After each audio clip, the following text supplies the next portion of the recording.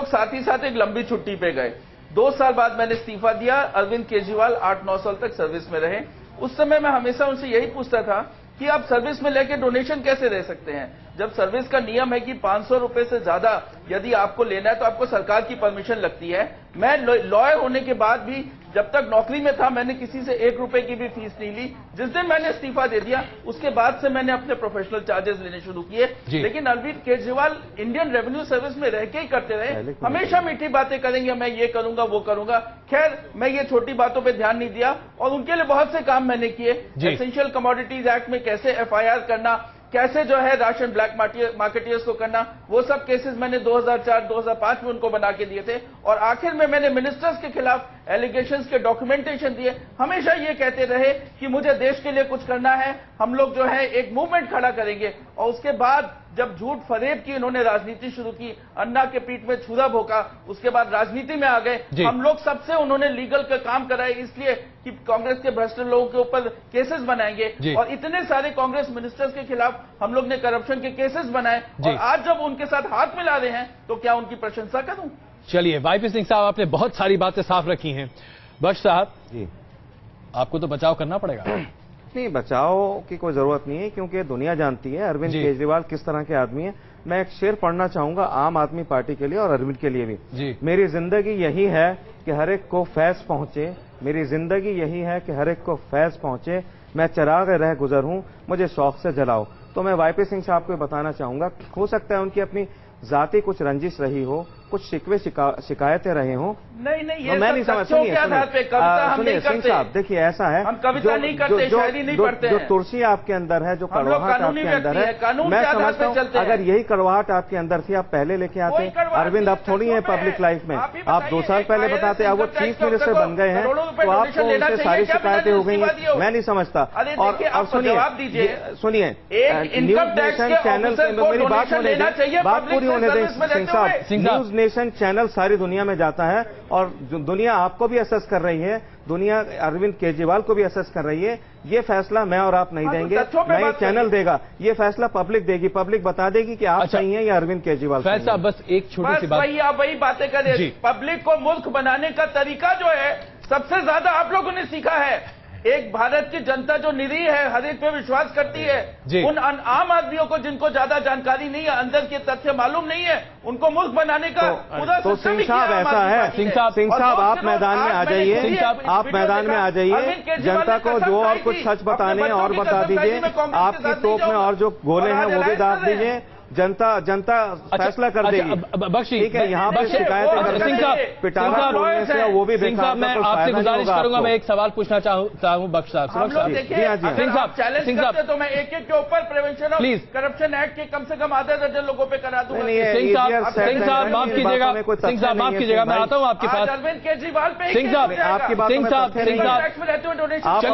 Down कर रहे हैं इस तरह। वाईपी सिंह साहब और फिरोज साहब, मैं आप दोनों को अगर बीच में रोकना चाहूँ प्लीज। जी।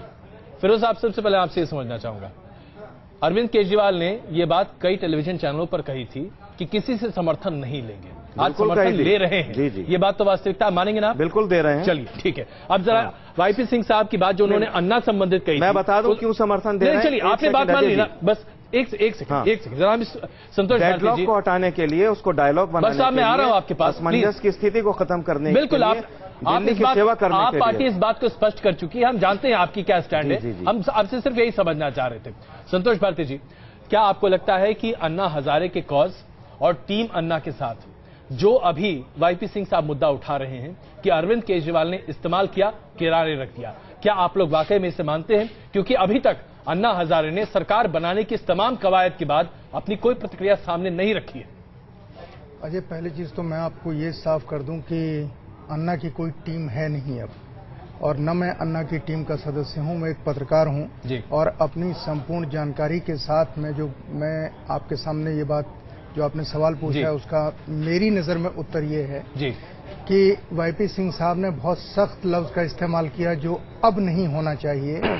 अन्ना ने कभी नहीं कहा कि उनकी पीठ में छुरा भोंका गया। अन्ना ने ये कहा और बहुत साफ कहा कि हम दोनों के रास्ते एक जगह से अलग हो गए और हम दोनों अलग अलग रास्तों पर चल पड़े। एक दूसरी चीज, मेरा एक निवेदन है। वाईपी सिंह साहब बहुत अच्छे हैं, मैं उनकी इज्जत करता हूं। दुर्भाग्य कि हमारा परिचय आमने सामने का नहीं हुआ। मुझे लगता है अरविंद जी को 60 दिन का समय बिना कुछ आलोचना किए देना चाहिए। अब अरविंद उस जगह पहुंच गए हैं जहां इन बातों से परे अरविंद को करके दिखाना है जो उन्होंने वायदे किए हैं।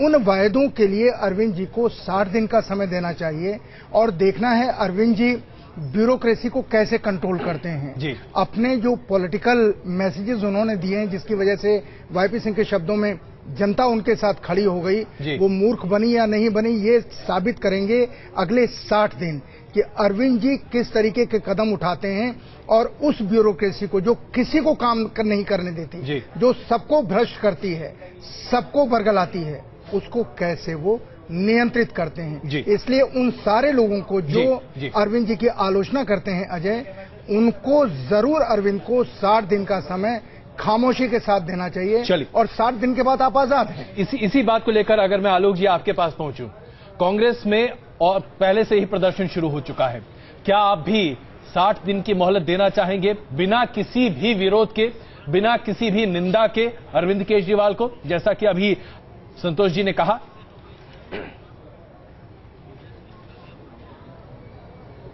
नहीं अजय जी, देखिए संतोष जी का अपना निजी मत हो सकता है। कांग्रेस पार्टी जहां तक है, कांग्रेस पार्टी तो हमेशा अगर हम उनको सपोर्ट दे रहे हैं, आउटसाइडर सपोर्ट दे रहे हैं, तो हम उनसे उम्मीद करते हैं कि वो अभद्र भाषा का और अमर्यादित भाषा का उपयोग न करें, शांति से शासन चलाएं। उनको मुख्यमंत्री बनना है, उनको मंत्री बनना है, इसमें कहीं कोई बात छुपी हुई नहीं है किसी से। उनको शासन चलाना है, उनके पास गवर्नमेंट है, एडमिनिस्ट्रेशन है, अपना जो भी उन्होंने 51 पेज के घोषणा पत्र में वादे किए हैं उनको पूरा करें, दिल्ली की जनता की भलाई की तरफ दिशा में काम बढ़ाएं। अभी भी अगर वो नकारात्मक धरातल पर चलेंगे तो मैं समझता हूं कि वो अपने पद से कहीं ना कहीं भटकेंगे। और वाईपी सिंह साहब की आपत्तियों पर आपकी क्या टिप्पणी? आपको लगता है कि वाईपी सिंह साहब सही कह रहे हैं, अरविंद केजरीवाल पर यकीन नहीं किया जा सकता? क्या आप यकीन करते हैं?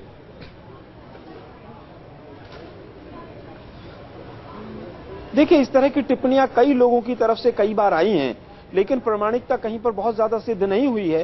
हाँ, उनके कहीं 9 लाख के रुपए के अमाउंट को लेकर जरूर सरकारी अमाउंट पर कुछ ना कुछ आया है। कई बार उनकी एनजीओ के ऊपर भी प्रश्न चिन्ह खड़े हुए हैं। तो मैं समझता हूं कि अगर सिंह साहब कुछ कह रहे हैं तो उसकी तहकीकात में जाना चाहिए, तहकीकात होनी चाहिए। जगदीश मुखी साहब भी इस वक्त हमारे साथ जुड़ चुके हैं।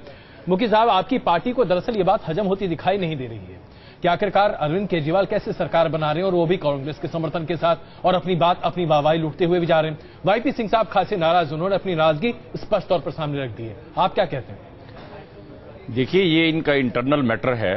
हमने अपनी पोजीशन बहुत ही स्पष्ट कहा है कि ये प्रजातंत्र में हेड काउंट होता है, हमारे पास मेजोरिटी नहीं है, इसलिए हमने अपोजिशन में बैठने का ऐलान कर दिया। पहले दिन जाकर के 1 मिनट के अंदर कर दिया।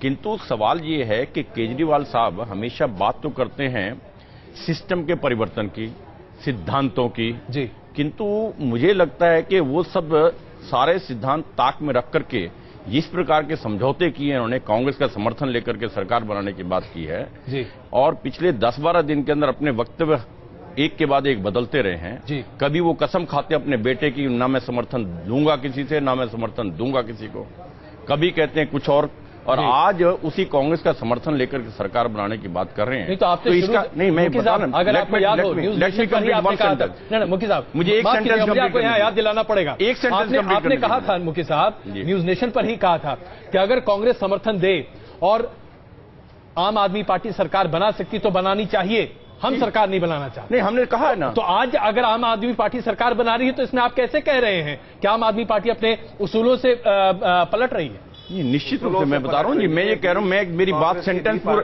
ये आपका सवाल नहीं उठता यदि मेरी बात सुन लेते तो।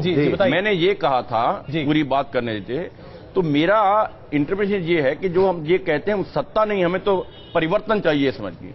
इसका मतलब तो ये है कि केजरीवाल साहब स्वयं सत्ता की सबसे ज्यादा भूख नजर आती है मुझे उनके अंदर। ये इस बात को स्पष्ट करता है। नहीं तो आपने तो सरकार बनाने से इनकार कर दिया, तो उनके पास क्या बात है? आप इसी वजह से तिलमिला रहे हैं कि कुर्सी आपके नीचे से निकल गई। अरविंद केजरीवाल ने डेडलॉक को खत्म करके कांग्रेस का समर्थन मिलने से पहले, गवर्नेंस की कांग्रेस का समर्थन मिलने से पहले हमने स्पष्ट किया है कि हम आपको सत्ता नहीं मिली। नहीं, 32 सीटों के बावजूद आपको जब हमने पहले बात ना की होती। आपको परेशानी है, आप कांग्रेस का समर्थन परेशानी मुझे आप दोनों को बीच में रोकना पड़ेगा। यहाँ पर एक बड़ी खबर आ रही है, मैं आप दोनों से, मुखी साहब और फैज साहब, मुझे आप दोनों को रोकना पड़ेगा। यहाँ पर एक बड़ी खबर आ रही है, अभी ये खबर आई है कि शीला दीक्षित के घर पर, मुखी साहब एक सेकंड प्लीज, मुखी साहब एक सेकंड प्लीज। अभी ये खबर आ रही है कि शीला दीक्षित के घर पर अभी एक मीटिंग चल रही है जिसमें आप पार्टी को समर्थन दिया जाए या ना दिया जाए,